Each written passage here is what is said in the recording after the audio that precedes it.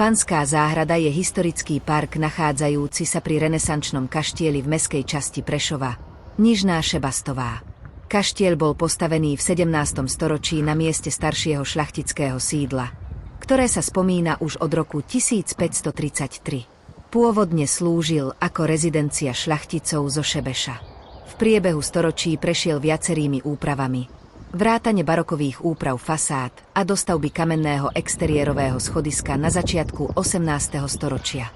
Samotná Panská záhrada, s rozlohou viac ako 17 000 štvorcových metrov, bola v minulosti miestom, kde sa páni premávali na kočoch, čo jej vynieslo jej názov. V rokoch 2023 až 2024 prešla záhrada rozsiahlymi revitalizačnými prácami.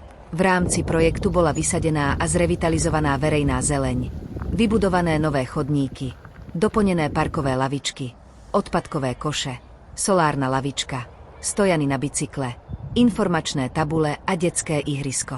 Pribudlo tiež verejné osvetlenie, zavlažovací systém a bezpečnostný kamerový systém.